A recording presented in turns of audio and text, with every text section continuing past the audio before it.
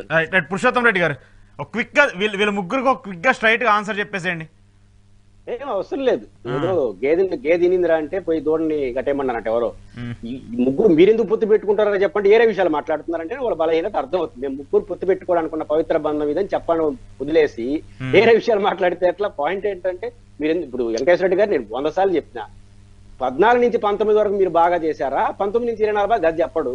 14 నుంచి 19 వరకు కేంద్ర ప్రభుత్వం ఎన్ని నోటీసులు ఆంధ్రప్రదేశ్ ప్రభుత్వానికి ఇచ్చింది నిధుల దుర్వినియోగం అంటే అనుమానాల పైన. 19 నుంచి ఒక నోటీస్ లేదు ఆంధ్రప్రదేశ్ కి. కాబట్టి మీ రిలేషన్షిప్ 14 నుంచి 19 వరకు బాగుందా, 19 నుంచి 24 బాగుంది, ఏ మోడల్ బాగుంది అని మీరు చెప్పమంటే జగన్ పరిపాలన అంతా తీసుకొచ్చి పెట్టి ఏం చర్చ పెడతాం, ఇంకో రోజు చర్చించుకోవాలి.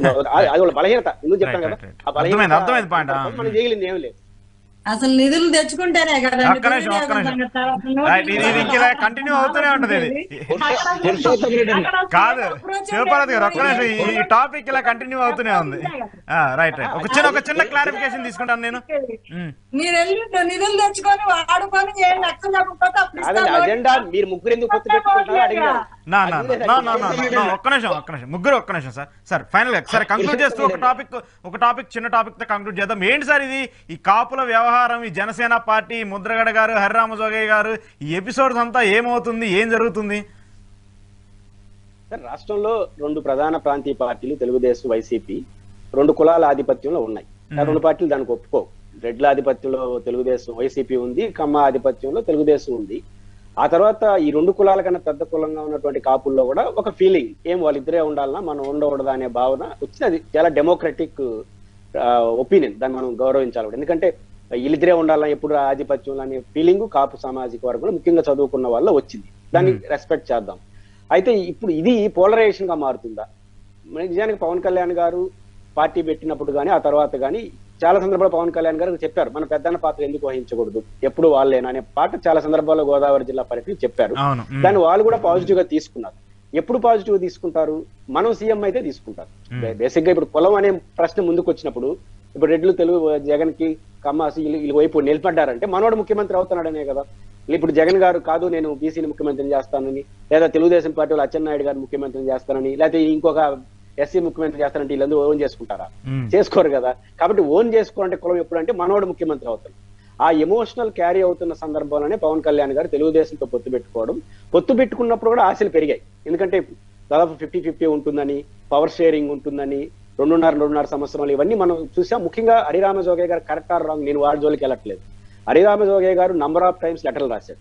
ఆ లెటర్లు కంటే నేనేం సమర్థించట్లేదు. బట్ దీన్ని సమర్థించింది ఎవరు? నిన్నటి వరకు జనసేన పార్టీ ఆయన మాకు ఆస్థాన విద్వాంసుడని, అనేక టీవీ డిబేట్ లో పెద్ద పెద్ద నాయకులందరూ కూడా ఆయన చాలా మంచి విషయాలు చెప్తున్నాడని, ఆయన మాకు కుల అని పాజిటివ్ గా తీసుకున్నారు. పాజిటివ్ పైపించి పవన్ కళ్యాణ్ గారితో చర్చించి బయటకు వచ్చి 40 సీట్లలో కన్విన్స్ అయ్యాడు పవన్ కళ్యాణ్. నేను 60 తీసుకోమన్నానని కూడా వాళ్ళిద్దరితో మాట్లాడిన తర్వాత లెటర్ రాశాడు. కాబట్టి ఈ ఆశలు పెరిగాయి. ఇప్పుడు 24కు పరిమితం కావడం, ముఖ్యమంత్రి విషయం క్లియర్ కావడం వల్ల ఆటోమేటిక్ గా మనం ముఖ్యమంత్రి ఆల్టర్నేటివ్ వాళ్ళేనా అనే పాయింట్ ఇంకా పోయింది. ఆ ఎమోషన్ కనెక్షన్ ఉంటుంది. జగన్మోహన్ రెడ్డి గారికి అనుకూలమా, జగన్మోహన్ రెడ్డి గారి పరిపాలనకి వ్యతిరేకమా, ఇదే పని చేస్తుంది తప్ప ఇంకా కులం పని చెయ్యదు. ఈ 2 కులాలు పనిచేస్తాయి. ఈ కాపులు రెడ్లు మాత్రం పనిచేస్తాయి బ్రహ్మాండ, దాంట్లో డౌట్ ఏం లేదు. ఒక 5%, 1% తప్ప మీరు అందరూ వాళ్ళకి వీళ్ళకి వేస్తారు, దాంట్లో ఏం సందేహం లేదు. కానీ కాపు పోలరైజేషన్, ముఖ్యమంత్రి అనే విషయం పెండింగ్. కుల పోలరైజేషన్ జరగదు, వ్యతిరేక పోలరైజేషన్ జరుగుతుంది. జగన్మోహన్ రెడ్డి గారికి వ్యతిరేకంగా ఉండే వీళ్ళకి వేస్తారు, జగన్ గారికి అనుకూలంగా ఉండే వాళ్ళకి వేస్తారు. జగన్ పరిపాలన చుట్టూ రాజకీయం నడుస్తుంది తప్ప మంచిగా ఉంటే అనుకూలం, వ్యతిరేకంగా ఉంటే వ్యతిరేకం. కులాల పోలరైజేషన్ మాత్రం ఒక కమ్మారెడ్డిలో తప్ప మిగతా కులాల్లో పరిపాలన పరంగానే ఉంటుంది తప్ప ఈ మార్పు వల్ల నేను ఇంకో కులం పోలరైజేషన్ ఇప్పుడు జరుగుతుందని నేనైతే అనుకోండి. Okay, right valid point. Shivaparvati గారు చెప్పండి సార్. ఇప్పుడు మీకు ముద్రగడ గారు దూరం అయిపోయారు పాపం, మొన్నటిదాకా మీరు వెళ్తామని చెప్పేసి మీరు వెళ్ళకపోయేసరికి ఆయన నిరాశలో చేరి ఇప్పుడు వైసీపీ పార్టీలో చేరుతున్నారు.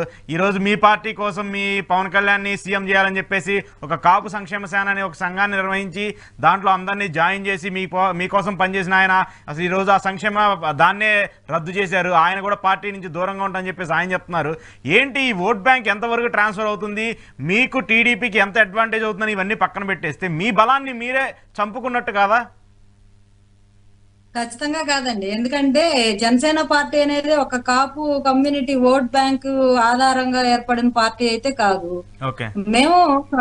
మేము నిజాయితీగా రాష్ట్ర ప్రయోజనాలే ధ్యేయంగా ఈ రోజు వరకు 10 సంవత్సరాల నుంచి పార్టీ పెట్టిన దగ్గర నుంచి ఇప్పుడు ఓడిపోయిన 2 చోట్ల ఓడిపోయినా కూడా బలంగా అపోజిషన్ వాయిస్ వినిపించింది కూడా మేమే.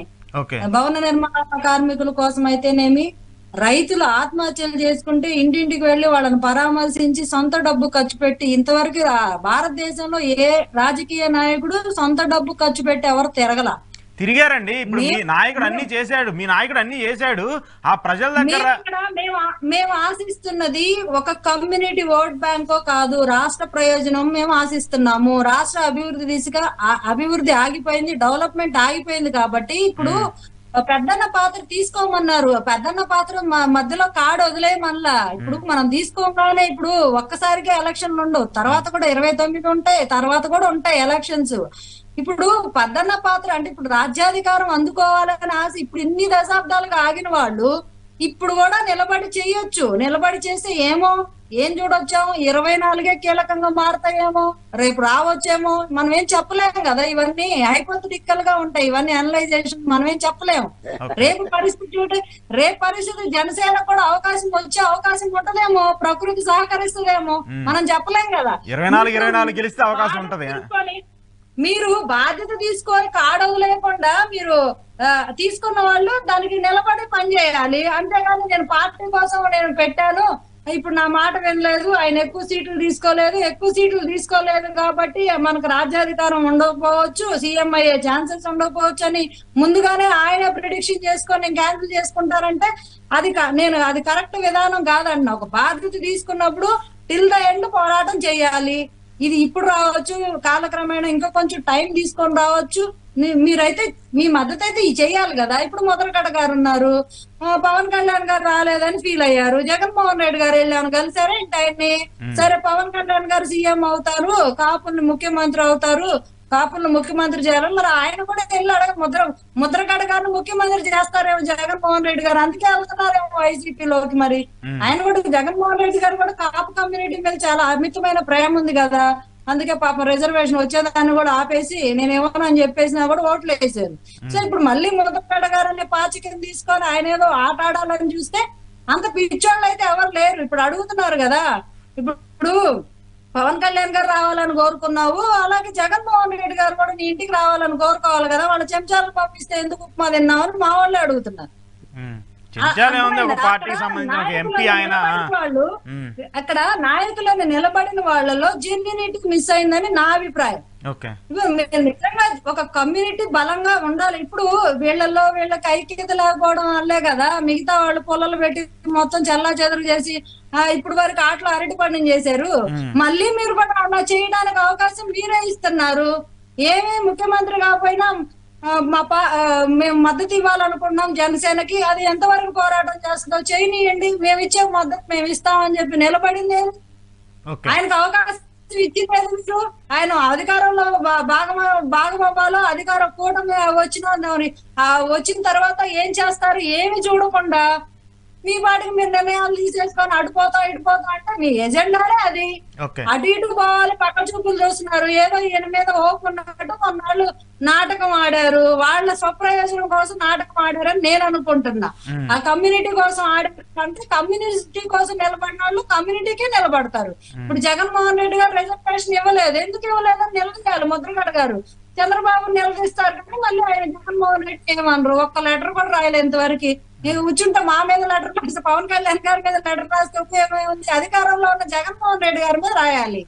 ఏం చేసావయ్యా నువ్వు, 10,000 కోట్లు ఇస్తారన్నావు, మా కాపు కార్పొరేషన్ ఒక్క రూపాయి బిళ్ళ కూడా ఇవ్వలేదు, మా వాళ్ళని గంప గుర్తుగా వేయించా నేను ఓట్లు మా జిల్లాల్లో, ఏం చేసావు నువ్వు, కనీసం నాకు ఒక ఎమ్మెల్యే సీట్ అని ఇచ్చావా, కనీసం మా కాపుల్లోంచి ఒక 20 మందినో 25 మంది. ఇప్పుడు కడప జిల్లాలో ముఖ్యమంత్రి గారు సొంత జిల్లాలోనే ఎంత పర్సెంటేజ్ ఆఫ్ ఓటు ఉందండి బలిజిది, ఎన్ని సీట్లు ఇచ్చారు బలిజీలకి, ఎన్ని సీట్లు ఇచ్చారు, ఒక్క సీటు కూడా ఇవ్వాల.